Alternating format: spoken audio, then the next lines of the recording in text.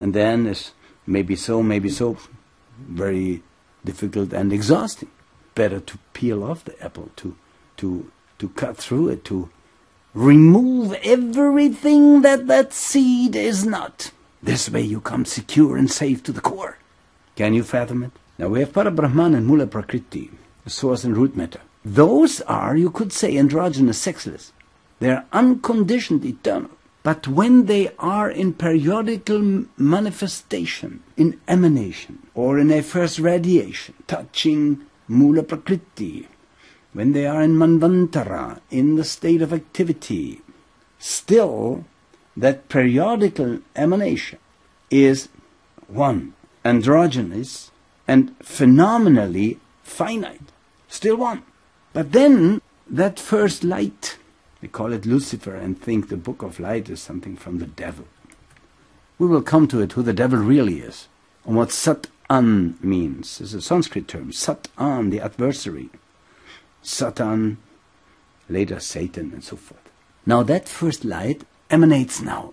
Other lights, other monads. It radiates. Those radiations are still androgynous, but in their lower male and female aspect, or in their lower aspects, they become principles, being male and females.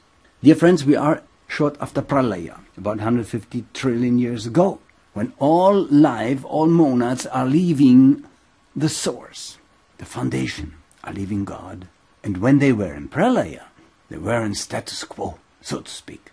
And when this first monad reawakens, then it touches Mula Prakriti and splits that essence of all matter into different vibrations, from the highest, for the highest heavens, to the lowest physical world, and lower maybe. But we will also learn that heaven and hell, heaven appeared on earth about 14 million years ago.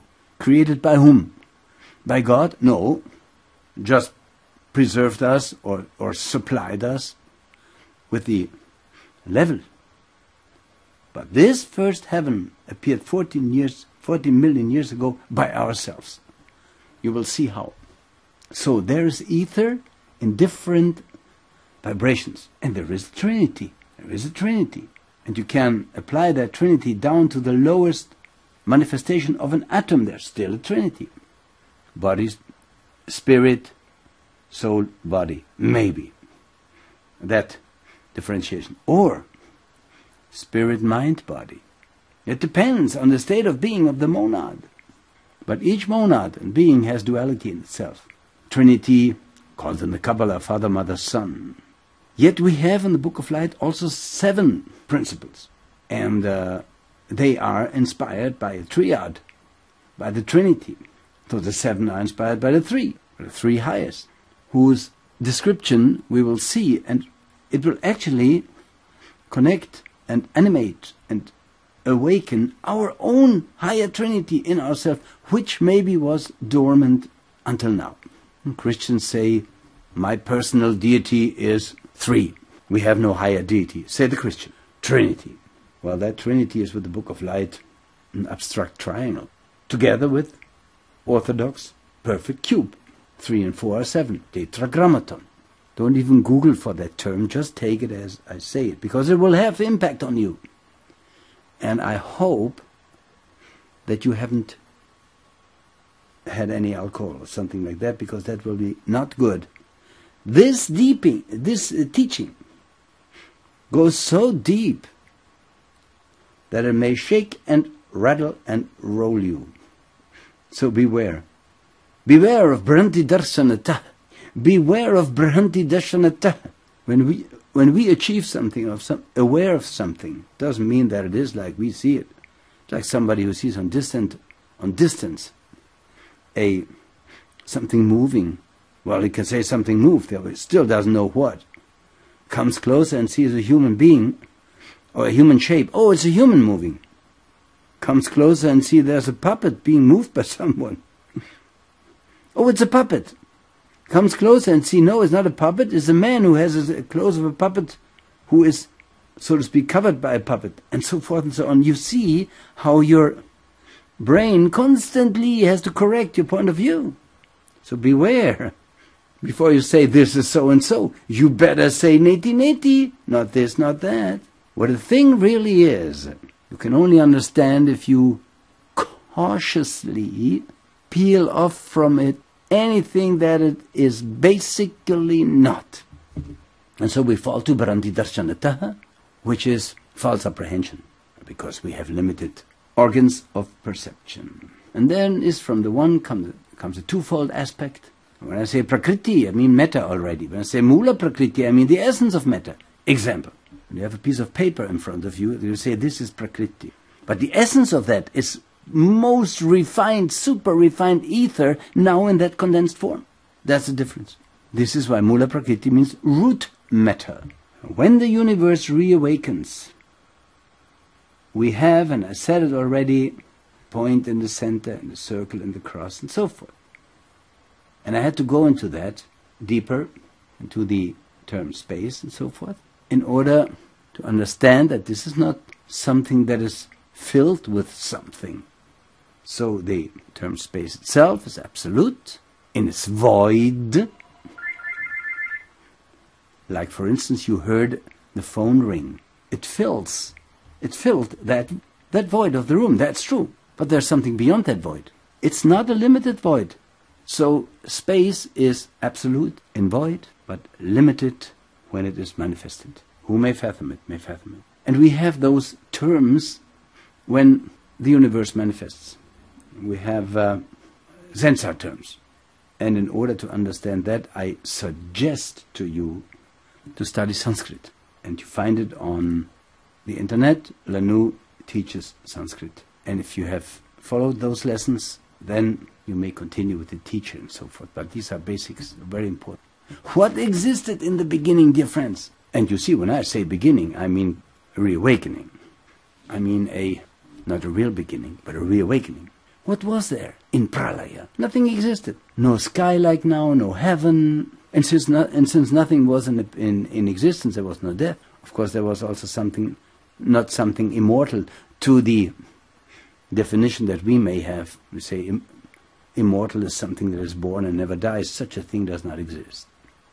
The unborn cannot die. That's truth. This is truth. Everything was just in latency. In latency. That state of latency must be experienced empirically by you if you don't want to remain theoretical about everything. So this is why I keep so long with you here at the state of reawakening, because I want you to experience empirically that state of reawakening by experiencing even the state before it, prior to it, pralaya, state of latency. It is that state between exhaling and inhaling. Don't force that, you will become insane. You do soul breath meditation, as explained in the Book of Light, but also in Divine Message from the True God. And by observing your breath, you will see that the time between exhaling and inhaling will always be a little longer. This is the state of pralaya. And when it inhales you again, because you are not inhaling, exhaling, you do that consciously during daily life because you have a situation, you must react, you inhale. Okay, thank you, I exhale. You do that consciously. But the breath itself inhales and exhales you. When you consider yourself for that moment to be the physical body that is expanding and contracting. It's good that the phone is ringing, dear friends. It is. When the phone didn't ring, it was silence. When the phone rings, that first impulse fills that room, which now we should compare cautiously to space. So if you want to say, I want to understand now by thinking that state from where we came, you cannot. But this teaching leads you to it, so that then you are ready to drop your thinking. And then you can become that what the Book of Light teaches. Dear friends, every other teaching is nonsense. a teaching that remains theory, you may forget. It's just theory. It just confuses you. You, if you are really interested in the way and the path to God, you will become that path, and when you meditate, you will become God.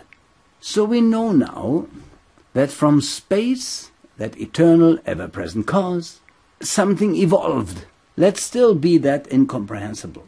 The monad, touching Mula Prakrit. But you see, space itself is beyond influence, because it is abstract. Abstract, dear friends. And you cannot influence space by presence or absence of the universe. And now I can cautiously refer to an example in transient material world. When you pour tea in a cup, is that cup influenced by the tea?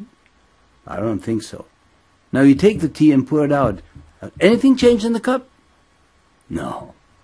In the same way, not now directly meaning that the cup is like space. We have to be careful. A parable cannot be stretched too far, says the divine, exalted Buddha. But to a certain extent, yes. In the same way, the cup of tea, the cup is uninfluenced by the fact if there's tea in it or not. In the same way, space is uninfluenced by presence or absence of a universe.